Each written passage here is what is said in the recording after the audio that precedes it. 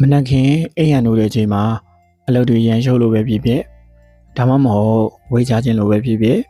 မနက်စာကိုကြော်သွားလိုက်တဲ့အချင်းတင်မရှိပါသလားတနက်စာလေးမစားတာဘာဖြစ်မှလဲလို့တင်ကောင်းတင်ပါလိမ့်မယ်ဒါပေမဲ့တင်ရပိုက်ကဘာမှမပြောပေမဲ့တင်အောင်တော့ကတော့တိတ်တဆိတ်အော်ဟစ်ပြီးအကူကြီးတောင်းနေပါတယ်မနက်စာမစားမနေလိုက်တဲ့အခါ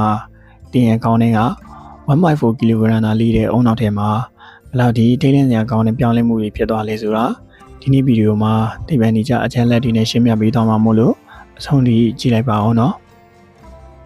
ပထမဆုံးအနေနဲ့ကျွန်တော်တို့ရဲ့အုံနောက်အလုပ်လုပ်ပုံကိုအရင်လေ့လာကြည့်ရအောင်လူအုံနောက်ဟာခန္ဓာကိုယ်အလေးချိန်ရဲ့200%ပဲရှိပေမဲ့ကျွန်တော်တို့စားလိုက်တဲ့အာဟာရနဲ့စွမ်းအင်ရဲ့20%အထိကိုတူတာပဲအများဆုံးသုံးစွဲတာဖြစ်ပါတယ်ပိုပြီးထူးခြားတာကအုံနောက်ဟာအသေးဒါမှမဟုတ်ကြွက်သားတွေလို့စွမ်းအင်ကိုတုံလောင်ထားလို့မရပါဘူး။သူအလုပ်လုပ်ဖို့အတွက်တွေးတဲ့ကဂလူးကိုလို့ခေါ်တဲ့တခြားဓာတ်ကိုစက္ကန့်မလက်လိုအပ်နေတာပါ။တင်ညာဘက်အိပ်ပျော်နေတဲ့9နာရီ10နာရီအတွင်းမှာခန္ဓာကိုယ်ကအစာမရှိဘဲအလုပ်လုပ်နေရလို့မနက်မိုးလင်းတဲ့အခါတွေးတဲ့တခြားဓာတ်ကအနှိမ်ဆုံးစင်ကိုရောက်ရှိနေပါပြီ။ဒီအချိန်မှာမနက်စာမစားဘဲနေလိုက်ရင်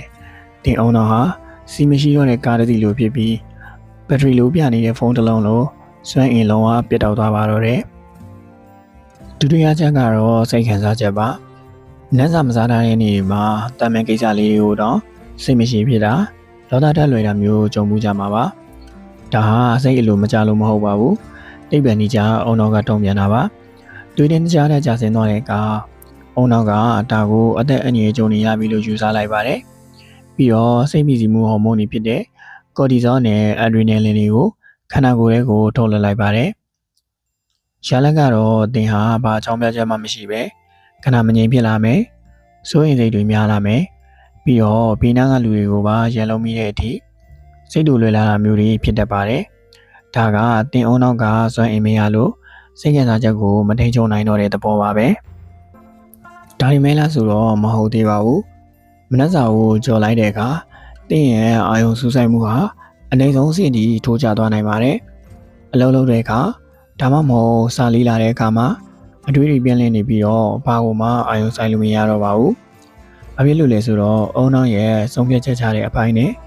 မညံပိုင်းကိုထိန်းချုပ်တဲ့နေရာတွေကစွန့်ရင်မရတဲ့အတွက်စတင်ထုံထိုင်းလာလို့ဖြစ်ပါတယ်။ကဲဒါဆိုရင်မနှက်စမစားပဲအချိန်ကြာလိုက်ရင်တင်ကိုဘယ်လိုမျိုးအစားတောက်မှတွေပူစားမိစီမလဲ။ရှိရှိမှာအုံနောက်ဆယ်တွေကိုဘယ်လိုမျိုးပြည့်စည်စေနိုင်မလဲဆိုတာဆက်လက်ကြည့်ရှုလိုက်ရအောင်ဟုတ်ပါတယ်မနှက်စာကြောလိုက်တဲ့အခါတင်းအုံနောက်ကခန္ဓာကိုယ်ကိုစွမ်းရည်အမြဲဆုံးရမယ့်အရာတွေကိုရှာကြွေးတော့ဆိုပြီးအရေးပေါ်မိန်ပေးလိုက်ပါတယ်ဒီချိန်မှာတင်းအုံနောက်တွေကအစားအသောက်စင်တာကိုထိန်းချုပ်တဲ့နေရာကကမောက်ကမပြတ်သွားပြီးတော့ကျန်းမာရေးနဲ့ညီညွတ်တဲ့အရာတွေကိုလုံးဝစိတ်ဝင်စားတော့ပါဘူးအဲ့ဒီစားကီလိုရီများတဲ့အစားအစာတွေတခြားတဲ့မြန်လွန်တဲ့မုန့်တွေအချွေတွေနဲ့စီကြော်တွေကိုပဲအလွန်မင်းတောင်းတမိစေပါတယ်။ရလက်ကတော့နေ့လည်စာစားတဲ့အချိန်မှာတင်းကိုတင်မထိန်ချုံနိုင်မယ်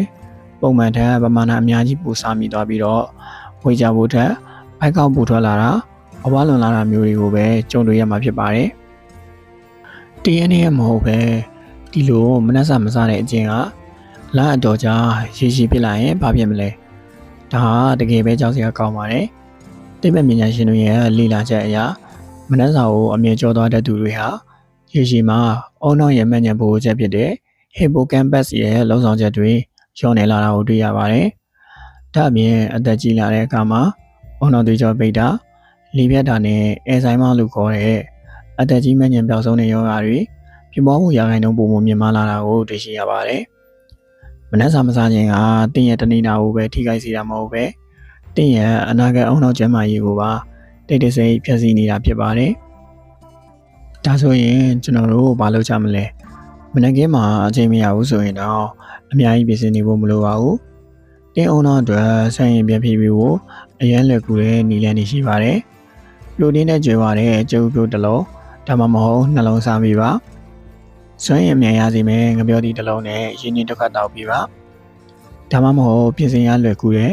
အုပ်ကျုံနဲ့နွားနိုးတောက်ပြီးပါ။ဒီလိုအယိုးရှင်းဆုံးအရာလေးတွေကလည်းတင်းအုံနောက်ကိုဘက်ထရီ100%ပြန်ပြီးသွားစီပြီး တနေ့တာလုံးအလုပ်တွေကိုစွန့်ရည်အပြည့်နဲ့ဖြတ်သန်းနိုင်မှာဖြစ်ပါတယ်။အခုအစားပြီးတင်ရအဖို့တန်တဲ့အုံနောက်အတွက်